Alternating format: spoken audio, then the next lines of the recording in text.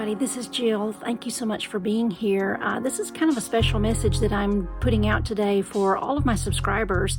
First of all, thank you so much for being here. I really appreciate the fact that you find my content useful and that I've received so many nice comments from you.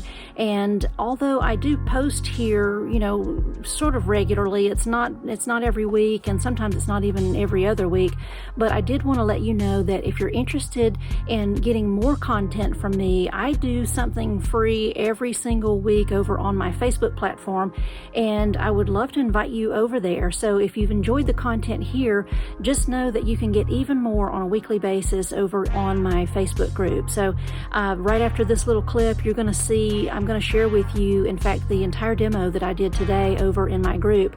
We did these neat little sample cards. I did a couple of demos today on a couple of Daniel Smith colors that have become my new favorites, and I kind of go through the whole process of telling you how I do sample cards and the reason behind them, and you get to see the whole process from start to finish.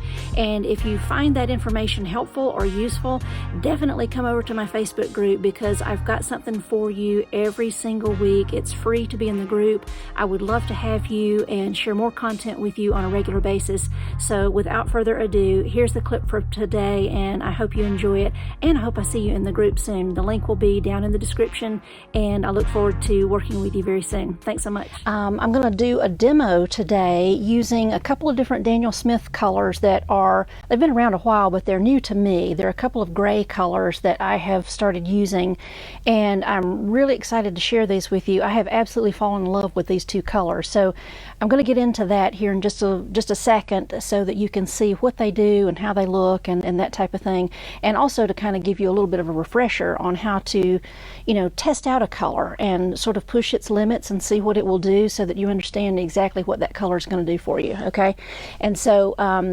that's what we're going to do today. But I also want to take just a second to kind of harken back to last week. And so good morning. I see some folks coming on in. When you come in, wave and say hello, let me know that you're there. We did the guided meditation last week, and I got so many positive, encouraging comments from people over the week, and especially that day. And then some of you were able to watch the replay, and just saying that that you really enjoyed it, that it was meaningful to you, that it was relaxing, it was calming, it was, for whatever reason, it really just kind of, added something new and good for you, and was an encouraging exercise. And so I'm so thankful for that. I'm so excited to hear that. And, for all of you that, sort of came in and talked about it, I really appreciated it. I think that it's really something valuable to do, and it's really good to do that right before you really start into, doing something creative. It's really good to do if you're just kind of having a bad day, or if there's a lot of frustrating things going on. It's a really good way to just sort of kind of just get a hold of everything and just calm everything down, calm yourself down, and do just a quiet meditation like that. It really just helps you kind of get recentered. It narrows your perspective back onto the things that are really important, and it just makes everything just go a whole lot easier for your day. And so I definitely encourage you to do that. That's something that I'll continue to do here in the group from time to time, because that was really popular and meaningful for you. So we're definitely going to try to keep doing some of that as we go. And then the next thing, I've got several of you have already registered for the 7-day workshop that starts on the 12th. I am so excited about this workshop. So this workshop is called Loosen Up, okay? And as you can imagine, that's really kind of the objective of this workshop, is to learn how to let go of perfectionism and, kind of beating yourself up and putting all this unnecessary pressure on yourself, and being able to just, loosen up and enjoy the process a little bit. And so I want to spend that whole week sort of guiding you through the process of how to do that, why you need to do it, and how it will inform your creative process moving forward. Okay, it's so important to learn how to do these things. I think a lot of people kind of assume that you just kind of start learning how to paint one day, and in a lot of ways you do, but there's so much more to to painting than just kind of picking up a brush and, you know, putting some paint on the paper.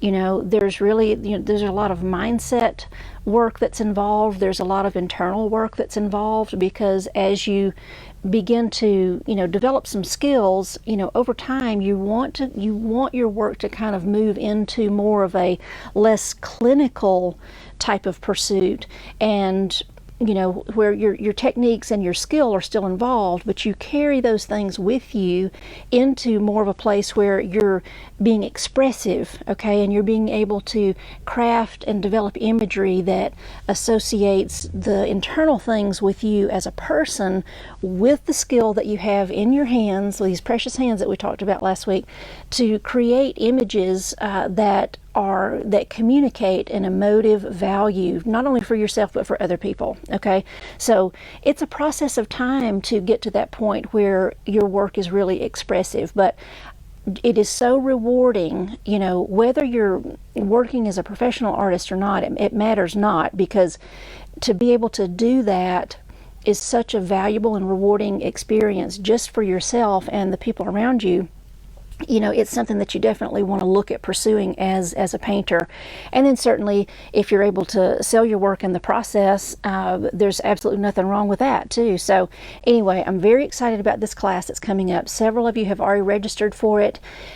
When you've registered, I have, you know, gotten in touch with you, and I've sort of moved you over into a little another private Facebook group where we're going to do that 7-day workshop. Okay, now that workshop actually starts next week, Tuesday, and it'll start at 10 o'clock, which is our normal time here in this group, but I'm still going to provide something for the regular group here. There's still going to be something for you at 10 o'clock next week. Okay, so tune in. You're still going to be covered, okay, even though that other class, even though the 7-day workshop is happening in a different group at the same time. Okay, all right, so let's get started. The two colors that I'm using today, I'm going to kind of just hold them up here so that you can see, and you'll be able to see these in the work area too. So these are a couple of Daniel Smith colors. One of them is called Alvaro's Fresco Gray, and I don't know if that's Alvaro or Alvaro, and the other is Gray Titanium. Okay, so I'm going to switch over to my work area, and then let's take a look and see what these are doing. So you can see these again. I'll you know, write these up in the description for the video when we're done. But you know, during my cloud series, I was, you know, mixing a lot of my own grays, which is great, and that works fine. But I would notice that for my clouds, I was having too much dispersal, meaning that the colors were separating, and I would usually mix an ultramarine blue with some Quin Sienna to get my grays, and you know, that works out great, and they will tend to sort of separate from one another, the blue and the sienna, but I was not wanting that to happen with my clouds. I really wanted those grays to stay full and intact, and that was just not happening. So let me, before I start here, I'm just going to hold this up a little bit closer. I've just squeezed out some here so that you can see. So the Alvaro Gray, it looks black, almost like the Bloodstone Genuine, and the Gray Titanium it really is sort of a lighter gray color. And of course, these are going to give you grays that do not disperse and separate. You know, I usually like that kind of thing, but with my cloud series, I really wanted those grays to stay intact. All right, so I want to just show you what these colors can do, and this is a great way to test any new color that you want. It really kind of lets you see what the color is capable of. Okay, highly recommend you practicing this with your own colors so that you know what you've got. So I've got two little sheets of paper that are taped off so that I can kind of test each one of these out, and I'm going to start by just taking my brush, and I'm going to come down from the top just a little bit, and I'm just brushing on some water right here on the paper. This is just some Arches paper, and I talk about this in my workshops too. Even when you're practicing and testing color, please make sure that you're using good quality paper because, you know, if you test all these colors on paper that's not that great, you really have no idea what they're going to do once you start working on a painting, and, you know, you want to bring some good, you know, good quality paper into it. You really don't even know what it's going to be doing. All right, so I'm going to start with the gray titanium, and just a little bit of background on the gray titanium. Everybody's very familiar with titanium white, and titanium is a mineral type component, but it is not white. It has to be bleached, you know, for it to become white. So the gray titanium is basically like a raw titanium that has not been bleached, I guess, whatever the process is that they do to get all the color out. But you can see kind of how it looks, and I have added just a little bit of water to activate this, but I want to keep the color nice and thick so that I can really see what it looks like at full strength.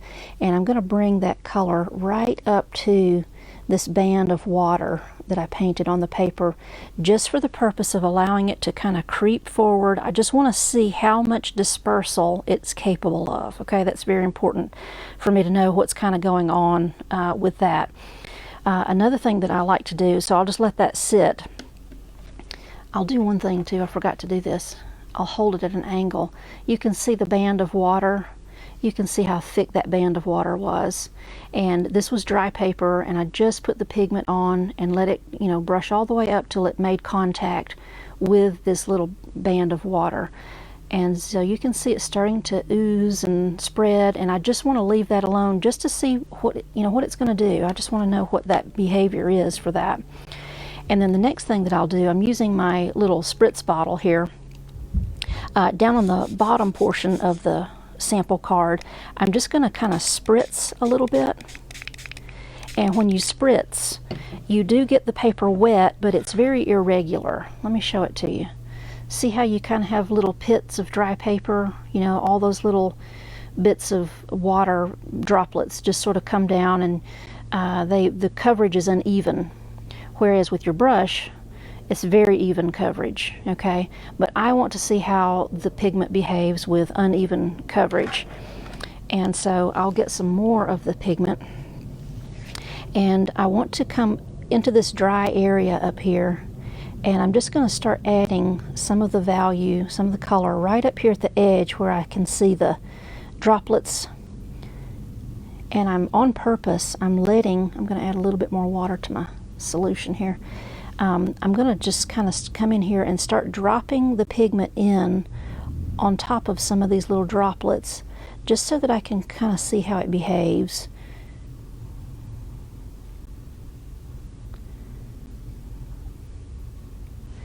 And then I'm even going to tilt my board so that the color can run just a little bit. See it running? And if you have some of it run a little bit, you know, in places where you don't want it to go, just have a towel handy so you can kind of mop up your edges here. Sometimes if you get a little, especially with the sprayer, if you get too much water, you can kind of have a little micro disaster sometimes. All right, so I just want to mop up the edges there. All right, so let's take a look at that right now, what it's doing. You can see this kind of gives, this is a very similar sort of technique as what we used up here, okay? This was really smooth though, coming into a band of water. This was some irregular water placement, but I just want to see how it behaves, because different pigments, the dispersal is that moment where the pigment touches the water and it sort of just bleeds and chases, and it just kind of oozes. Some pigments will really take off fast. Some of them just sort of seep and crawl along and don't move that quickly. And it's important to know which ones are going to do that. And the mineral content of the pigment has a lot to do with how it behaves. All right, now in this section in here, I want to do a little bit of a gradient. Okay, so I'm going to start over here with kind of solid. Just really kind of putting it in here full strength. And then I'm going to just clean out my brush, get everything out. And I am using clean water. You know, anytime you want to experiment with your colors, make sure you've got clean water with each color so that you're not contaminating. So this is just some, you know, clear-ish water, and I'm just filling up this area over here with some water, working my way. You notice I'm really getting lots of water. I don't want the water standing, but I do want the paper to be really saturated. And I'm going to make my way over here to where I dropped off. And I want to just create a little blend here.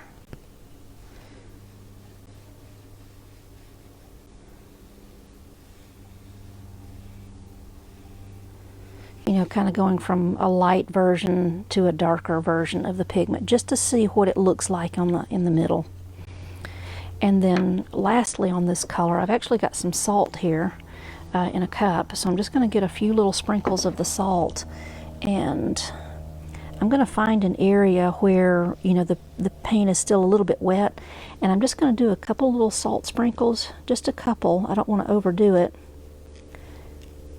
just so that I can kind of see how it's going to behave and respond to salt. All right, so if you've been in one of my classes or you've watched one of my demos, you know, there's a lot of different brushwork techniques that you do as you're working your way through a painting. And this little sample card kind of will demonstrate to me pretty much all of the scenarios that I might typically use in a landscape painting. So, you know, a solid area, a wet area, making contact with a solid. This area becomes a gradient from dark to light, and then this is, you know, dispersion. Okay, this is where I'm testing how far the pigment will run on its own through some uneven water. And then I just followed up with a couple little random sprinkles, not all over the whole thing, because I still want to see what the solid areas look like, but this will give me an indication later of what the little salt areas are going to look like. You can see I just put a little bit in a couple of places, okay? All right, so let's try, we're going to let that kind of just sit. And here's one thing I want to show you before we actually go to the next color. This is one of the things that I love about this color. You know, just the hue itself, the color itself is absolutely beautiful and so natural.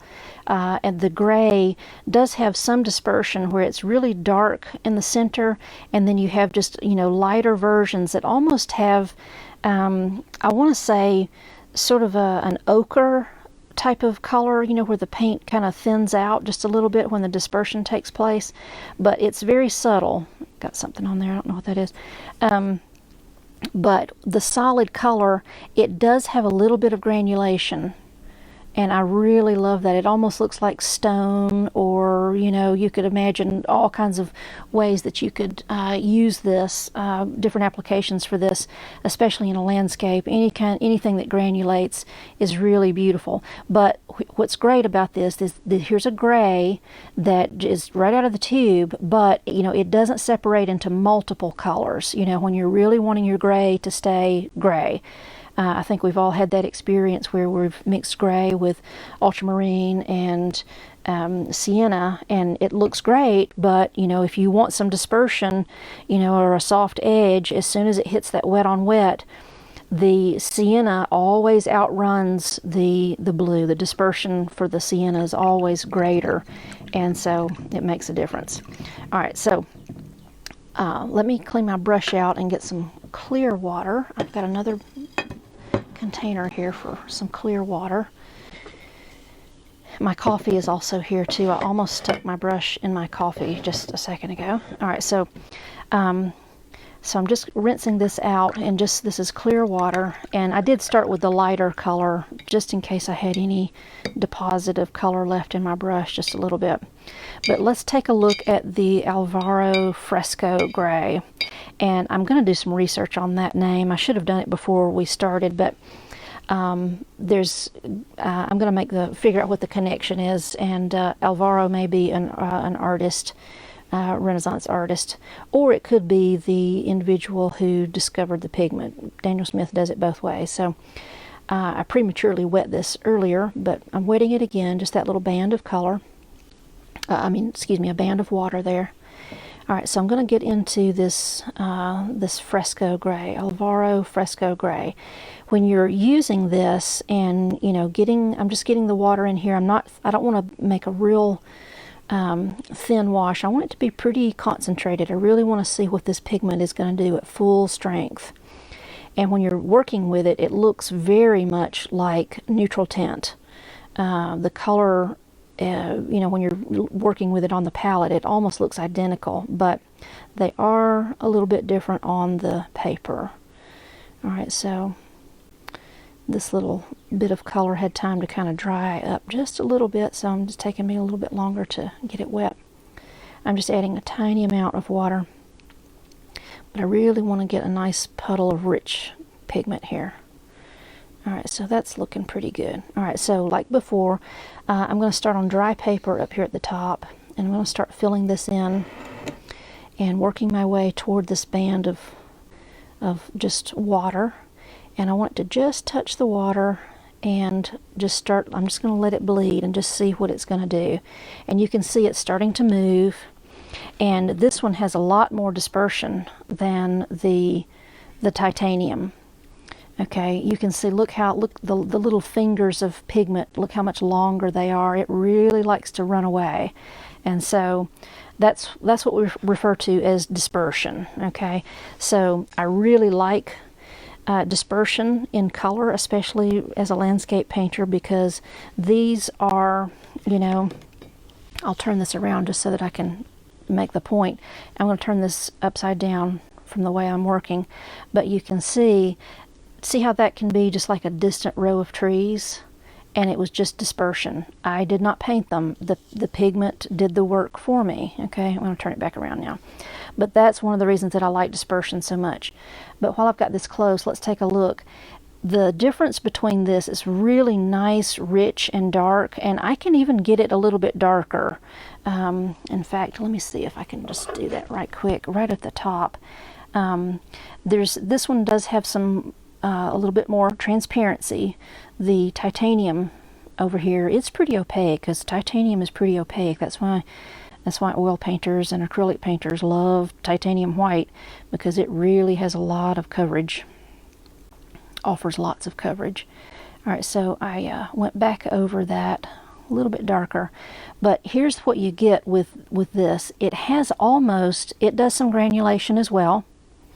Okay, and the dispersion is fantastic. I love the dispersion, but it has a little bit of a blue tone to it. It looks almost as if I have taken neutral tint and added a little bit of ultramarine blue to it. Is kind of what it reminds me of. But the beauty of this one is that the two colors are not separating from one another. You know, I've just got this one color, so you can see how important these grays were in the making of cloud paintings, because they just stay put. They don't move around too much and give me a bunch of unwanted color. All right, so let me put that down. It does have a little blue tint to it. It's beautiful, beautiful color, absolutely gorgeous. All right, so as soon as I put my brush in that water with that dark, you can see it just really took care of that. All right, so again, like with the other one, I'm going to come down to the bottom of my little sample card with my little spritz bottle, and I'm just going to kind of loosely spray and sprinkle. I'll show it to you just so you can see what happened here. See how uneven? You see the little droplets? They're just hit and miss. Some dry paper, some water droplets, just a mixture. Whereas up here with my brush, it was just one nice smooth panel of color. All right, again, I'm going to take the brush and get it loaded up really well. And I realize I have just about used that one up. Let me get just a little bit more. Making sample cards is so relaxing, and it's just it's pressure free. You're not making a piece of art. You're just figuring out what your color does, and it's really an enjoyable process. I highly recommend that you make a little sample card for all of your pigments, because otherwise you really don't know what they do. you know. It's kind of like, you know, if you've made a recipe and you're about to serve it to a group of people, you know, I always want to taste it first just to make sure that, you know, what's going on before I really put it out there on the real, in the real world and test it on people. And so before you start a painting, you know, kind of practice with your colors a little bit. We're going to do a huge segment of that in the workshop coming up, where we're sampling our colors but also making some art with it at the same time. So if you're still interested in that workshop, there's plenty of time to sign up for it. We'll start it next Tuesday, and we'll do that for 7 days, and all of it will be live, but all the replays will be available if you're not, you know, unavailable at the time of the broadcast. All right, so just tapping around, and I'm not tapping, I mean, it is a random pattern that I'm tapping, but I'm being careful to always touch where there's a water droplet, okay, because I do want to preserve the dry paper. That's kind of the point of doing that little technique. And I'm just going to tilt my board just a little bit. I've got a little bit too much water right here that's okay. All right, so I'm just going to tilt that and just see what these, I like to see how the pigment runs through uneven water. They behave differently. And oops, I definitely got some pigment coming in here that I didn't mean to. All right. And I've also got 2 sample cards taped to the same board just to make it easier for this morning, but I would suggest maybe doing one at a time. And these are kind of like little 5x7 sheets because you need a bigger area to work with, just so you can really see what's going on. All right, you can see all these little finger-like textures that come out of the pigment. All right, and then lastly, I'm going to do a gradient. So I'm going to start over here, kind of dark. This color is a lot more transparent than the titanium. I can see through it. I can see through the paper, see through to the paper much easier with this color than I can the titanium. It's got a lot of opacity to it. Super fun color to work with.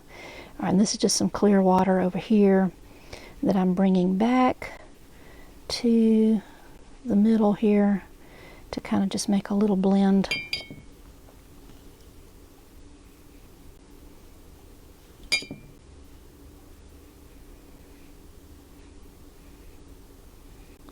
Yeah, it's so transparent.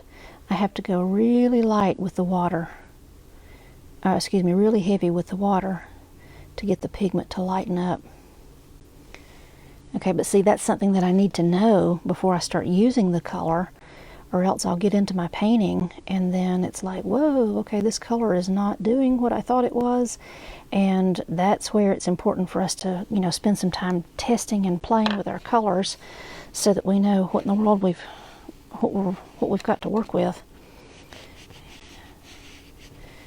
You know, it really is almost like, I know I'll use a lot of food analogies, but it is kind of like just grabbing a spice and just sticking it in a recipe, and you don't even know what that tastes like or anything. And so it's a big risk. So it's really important to kind of test these things out to see what they're going to do. And then I'm going to grab my salt again and just do a couple little places. You know, I want to see what the salt's going to do in this solid area, and then maybe in one of these lighter areas too. Okay, just a tiny little bit. I don't want to overdo it because I still want to just see what the color does by itself. But let's look at the difference between the dispersion. Look at all this dispersion, okay? It just keeps growing and moving, okay, and changing. This is how I was getting a lot of that rainfall effect out of my clouds. I'm depending on the pigment to do a lot of dispersion for me. Because you don't want to paint these little fingers. You want them to come out of the pigment itself. One of the reasons I absolutely love watercolor, you're really working in conjunction with it. You're partnering with it. Let it do some work for you because it loves to. but the dispersion is not so much with the titanium. It's a heavier pigment. The titanium is much heavier than the mineral components. Let's see, sometimes Daniel Smith will tell me, let's see, okay, well, this is very interesting. Let me get, sorry, it wasn't right in the field of view, but Daniel Smith is very good to always kind of put like a little recipe on the back of their tubes that tells you what's in the pigment. And I had mentioned the blue cast, and you can really see it in these areas that are thin, and it's almost kind of an indigo, like a violet blue. And sure enough, when I look on here, the pigments that are used to create this gray are ultramarine violet, titanium white, and some ultramarine blue. Okay, and then there's another color that is only, it's assigned a number, and so I don't know what that is. It's some kind of mineral component, but it tells you what's in there. But that's why I'm seeing that blue and kind of violet cast to it. Beautiful, beautiful color, but it's real stable and it really stays together. And I've even mixed these two colors together, in paintings, and they do really well, as you can imagine. This is interesting. When you use a non-porous surface to get your colors mixed up, after you add water to it and just kind of let it sit for a little bit, that glare is really annoying, sorry, you can see the pigment will kind of start to break up just a little bit, and you can see the different little components of the pigment in there. There's lots of mineral content in that one when you're seeing that. All right, so I'm going to let these dry. You can see the salt effects are already starting to happen here, and look what's happening over here in the titanium. It's fantastic. This almost looks like a horizon with like a snowy kind of field with just random shapes, that it's almost, this little technique almost kind of creates a little miniature landscape. Okay. So definitely try some of these out. I'm going to let these dry fully on their own. That's another important part of the exercise too when you're testing pigments. Just let them do what they're going to do, and so that you can see what you'll get. Let's see. Let me see if I've got any questions here. I'm going to go back to the to my view here. So I hope that was helpful for you. I love doing sample cards, and like I said, it's low pressure, lots of fun. You're giving yourself an education, and even if you need to, I've got my little cards are taped off, so when they're dry and I peel the tape away, I can make some notes in my little margin or whatever. You can do whatever you want to. Just make it yours, and then you've got a little library of cards. And if you're not sure what a pigment's going to do, go pull your card, and it will tell you what it's going to do. Let me look in here and see if I've got any comments, questions. A lot of good mornings and hellos. Thank you guys. I appreciate you being here. It's so great. It's so much more fun to do lives when I know that people are actually sitting there. It's wonderful. I know everybody's schedule doesn't cooperate, but I do love it when you're here. Somebody, I don't know who posted this, they follow Alvaro. I can't pronounce that. I'm not, I don't speak Spanish, but he's a Spanish watercolorist. Okay, so he mentioned this pigment. Okay. Oh, okay. Yeah, like I said, the pigment is probably most likely named after an artist who is out there making the color famous. Okay, that's really a lot of how Daniel Smith works, which I think is fabulous, because it's really the artists that are out there making the colors beautiful and putting them to use and making them famous. I think it's great that they get to be a part of that creative process. Someone says, how do you file your color cards? Fantastic question. What I will normally do, in fact, I wish I would have, I don't have it close to me. I will do them just by color family. Okay, so I will put like all the blue ones together, all the yellow ones together, you know, that type of thing. And then I will even have and greens, of course, you know, that type of thing. And then some of them, you know, depending on what they are, sometimes my color cards are actually a combination of using two different colors that I like blending together. So I'll have a whole card dedicated to the blending of two different colors together. And then those, you know, I would, you know, I guess typically put those kind of in a category by themselves. But doing it by color is very helpful. And then I'll just use a little clip. I should have had that close by, and it's not even sitting here. Let's see. Let me reach over. Oh, it is. I do have it. It was on the end of my table. All right. So everybody has probably seen and done, you know, these types of little sample cards, you know, where you know, take all your colors and I got it upside down, sorry. But like, you know, I'll take, let me just turn it around so you can see it. This will be easier.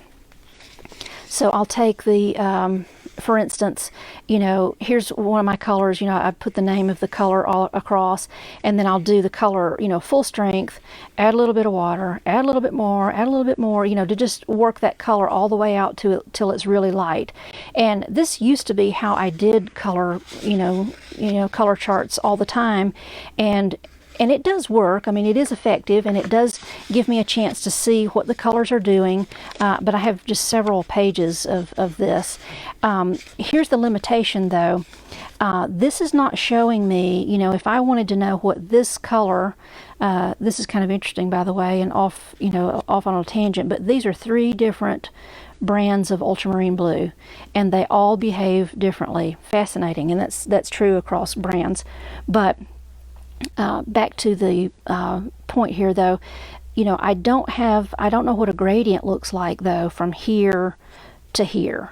You know, I don't know what the dispersion is doing. You know, it's too limited. I'm just doing these individual little blocks. They're too neat and tidy, and it's not telling me like what it's going to do in a watercolor painting. Okay, this right here shows me interaction between neighboring blocks of color or neighboring areas of water that I have applied. It gives me much more information. And just because, you know, I repeat the same strategy going down the card on each one, then I'll know where I'm at on the card. I'll know what created each of the effects. Okay. So I hope that's helpful. And then someone said, oh, thanks for the demo. It was very helpful. Wonderful. Thank you. I'm so glad that it is. I definitely encourage you to go and test your colors. It makes such a difference. And it, you know, one of the biggest things is it really gives you a confidence about using that color. You know, I know what it feels like when you try, you know, if you just, I've done it before, especially early on as a young painter. You know, I would get my new color and I would timidly squeeze out a little bit and then get it wet and then just start to put it in a painting, and then usually it would just be some unexpected thing and I would blame it on the paint. Hello, it's like, it's not the paint's fault. I didn't know what the paint would do. So it's really, you know, it's like putting some kind of ingredient into a soup and you don't even know what it is. You have no idea what it tastes like. Is it hot? Is it sweet? What is it? You know, so definitely spend some time doing that. And like I said, we're going to do a big segment on that in our workshop that's going to be really fun and also allows you to create little miniature pieces of artwork as you're going. And that's just one day of the workshop. Okay, there's tons and tons of stuff that we're going to cover. So if you've not registered, definitely let me know that you want to. There's links in the group. I'll post another one today. You're going to love this workshop. It's going to be so fantastic. All right. So I don't think there were any more questions. If you have them after the fact, and certainly if you're watching the demo like after the fact, put #replay. That just lets me know that you did get to see it later, and just send me your questions. And as soon as these are dry, I'm going to take a picture, post them in the group so that you'll have those. And I think that's it. Someone said this will be handy with background color in my animal paintings. Absolutely. There are so many beautiful ways to create landscape features using, you know, the techniques, you know, the brushwork techniques that I do on my sample cards are the things that I do in my paintings, typically just sort of real generic, basic types of brushwork that I do. There's other things that I do too, but these are really common, and so I've just kind of put them together to make my sample card so that I really kind of have a good idea on what the flavor of that color is like and how it's going to behave for me. So fantastic thing to do. Welcome all the new people that are here. We've had a bunch of people join the group in the past couple of weeks, so I'm so glad you're here. Take a look at all the videos, and any of you that have still not seen all the videos that are in the little video section of the group, go check them out. There's lots of demos, lots of good information over there for you, and I'll look for your questions. And if you want to post any samples of your own colors that you want to try out, put those in the group. Everybody would love to see it, and who knows, you probably would inspire somebody to go buy a color that maybe they had not even really thought would be of interest to them, but once they saw it all laid out and what it's capable of, that might become their new favorite color. Okay, all right, so well, listen, thank you guys. I appreciate you being here, and I'll be in touch real soon, and I will see you again next week.